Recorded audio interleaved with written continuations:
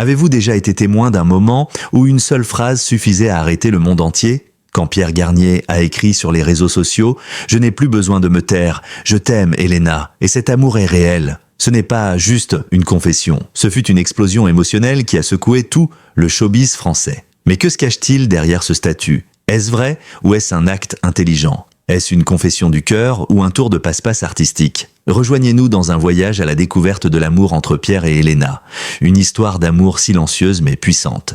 Des coulisses aux morceaux inédits, chaque détail est révélé dans cet article. N'oubliez pas de laisser un commentaire ci-dessous pour partager vos sentiments et de vous abonner à la chaîne pour ne pas manquer les prochaines vidéos où la vérité et l'émotion sont toujours au centre. C'est parti, Mick. Le jour où Pierre Garnier a posté un statut sur les réseaux sociaux confirmant ses sentiments pour Elena Bailly, tous les médias français ont explosé. Dans un monde de l'art rempli d'hypocrisie et de scandales, cette confession a fait l'effet d'une bombe émotionnelle qui a explosé dans le cœur du public, touchant et suscitant à la fois le scepticisme. Pourquoi un artiste privé comme Pierre a-t-il choisi ce moment pour rendre son amour public ? Et ce sentiment est-il vraiment sincère ou simplement un drame élaboré sous les projecteurs ? Pierre a écrit « Je n'ai plus besoin de me taire. Je t'aime, Elena. » Et cet amour était réel. Une seule phrase mais suffisante pour faire tomber des millions de personnes dans un état de curiosité. Combien de temps dure cet amour ? Est-ce qu'Hélène le sait ? Et pourquoi l'ont-ils gardé secret jusqu'à maintenant ? Le contexte de la publication, juste après une performance réussie, ajoute du poids à l'affirmation. Pour Pierre, c'était le moment où il ne pouvait plus garder les choses qui étaient intrinsèquement dans son cœur. Les médias ont immédiatement retracé, les fans ont déterré tous les signes du passé, regards, gestes, duos. Cet amour était-il toujours présent, simplement jamais évoqué, ou s'agit-il d'un développement nouveau, résultat d'une trop grande intimité en studio ? Une histoire d'amour public dans le monde du spectacle n'est jamais simple. C'est le début d'un voyage dont le prochain chapitre nous ramènera à son origine.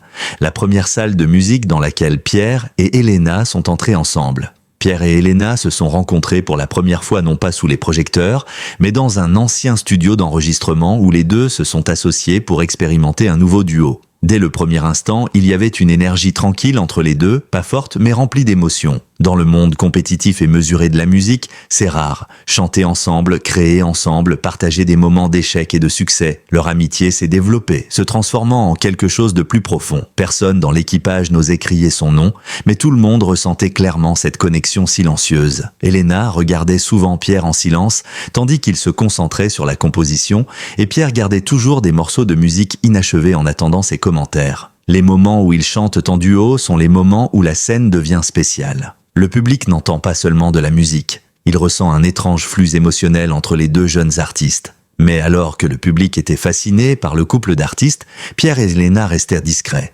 Ont-ils peur de quelque chose ou attendent-ils un moment suffisamment propice pour nommer ce sentiment ? Le prochain chapitre ouvrira la porte à la mémoire, où les signes d'amour étaient présents très tôt, mais étaient oubliés dans le tourbillon de la gloire et du silence. Il existe des vidéos inédites qui capturent des moments simples mais obsédants des coulisses. Les yeux de Pierre suivant Elena alors qu'elle rit et plaisante avec l'équipe. Sa main tira doucement la serviette pour elle devant la caméra. Et un jour, dans les coulisses d'un spectacle, Pierre a discrètement laissé un mot « Si ce n'est pas toi, je ne veux chanter avec personne d'autre ». Ces cassettes, supprimées du programme en raison d'un manque de contenu artistique, deviennent désormais des preuves précieuses d'un amour qui existait autrefois en silence. Mais pourquoi se taisent-ils ? Pour la carrière, à cause de la pression publique, ou est-ce simplement la peur que la beauté disparaisse lorsque son nom est prononcé ? Elena a toujours été une personne réservée. Elle évite toutes les questions sur sa vie privée, gardant toujours une attitude neutre envers les médias. Mais le silence, parfois, est la façon dont les gens préservent les choses les plus sacrées. Et peut-être que cet amour, bien que jamais déclaré, a vécu dans un beau silence pendant de nombreuses années, mais lorsque Pierre prit officiellement la parole, ce silence fut rompu. Et alors que les médias commençaient à s'agiter, une vague incontrôlable de l'opinion publique commença à déferler. Le prochain chapitre dressera le portrait d'une guerre médiatique où l'amour devient le centre des attaques et des calomnies. Peu de temps après, les aveux de Pierre, les grands journaux en ont parlé. Les analyses, les commentaires et les critiques ont inondé les journaux et les réseaux sociaux. Les fans des deux artistes sont divisés en deux factions. Un côté les soutient avec enthousiasme, l'autre côté est sceptique et pense qu'il s'agit simplement d'un tour de relations publiques sophistiqué. Les médias français n'ont pas lâché prise.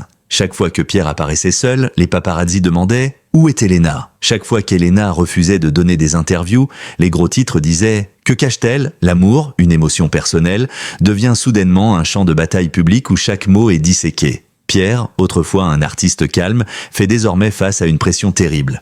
Mais il n'a pas reculé. Il a dit « Je ne regrette pas de l'avoir aimé. Et si je devais choisir à nouveau, je m'engagerais toujours en bourse. » Au milieu de la tempête de l'opinion publique, la seule à rester silencieuse était Elena. Ce silence continue d'être un sujet controversé, mais suscite également l'admiration de nombreuses personnes. Est-ce qu'elle protège Pierre à sa manière, ou est-ce le seul moyen de conserver un peu de paix? Le prochain chapitre plongera plus profondément dans le monde intérieur d'Elena, la femme qui a poussé Pierre à sortir de sa coquille d'artiste, à admettre quelque chose qu'il avait gardé caché pendant si longtemps. Contrairement à Pierre, qui exprimait souvent ses émotions par la musique et la parole, Elena a choisi de vivre une vie tranquille.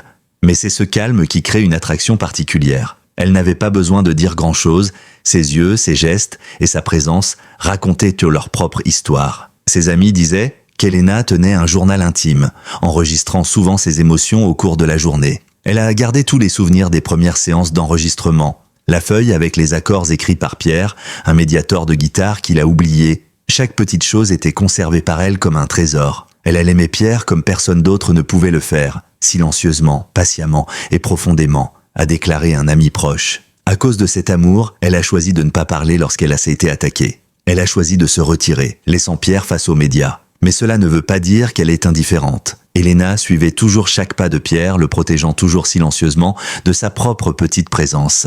L'amour n'a pas toujours besoin d'être crié. Parfois, c'est une présence silencieuse, comme Elena qui est toujours là, en coulisses, parmi la foule, dans les moments les plus faibles de Pierre. Le prochain chapitre ouvrira un autre aspect. Les œuvres que Pierre a créées à partir de la nostalgie, d'un amour sans nom. Dans le recueil de chansons personnelles de Pierre, et qu'il n'a jamais publié, il y avait de nombreuses chansons aux noms étranges, silencieux, tu es dans la foule, la porte qui ne s'ouvre pas. Les chansons n'ont jamais été publiées, mais chaque parole est remplie de nostalgie et de regrets. Un musicien proche a révélé « Pierre écrivait ses chansons au milieu de la nuit, quand il n'y avait personne. Il pleurait souvent en écrivant. Il y avait des démos inachevées. Il y avait des poèmes manuscrits que Pierre n'envoyait jamais. Le tout conservé dans une boîte en bois marquée H. La nostalgie fait partie de l'art, et l'amour, surtout l'amour inassouvi, est toujours une source d'inspiration inépuisable. Pierre ne vend pas de la musique avec amour, mais sa musique devient le seul endroit où cet amour peut vraiment vivre. Elena a déjà entendu ses chansons? Probablement. Peut-être réalisait-elle que chaque ligne, chaque mélodie était une lettre sans parole qui lui était envoyée.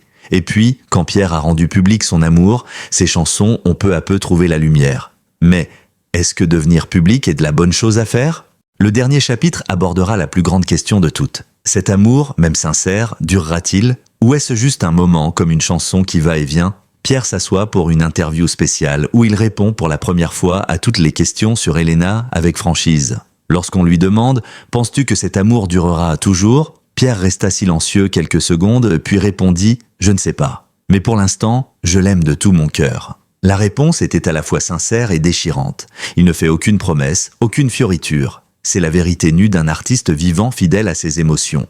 Leur amour, bien que caché, bien que confronté à la critique, est toujours un beau chapitre de leur voyage vers la maturité. Il n'est pas nécessaire que tout le monde y croie. Le simple fait d'exister entre eux suffit. Mais dans le monde des artistes, les choses bougent de toujours.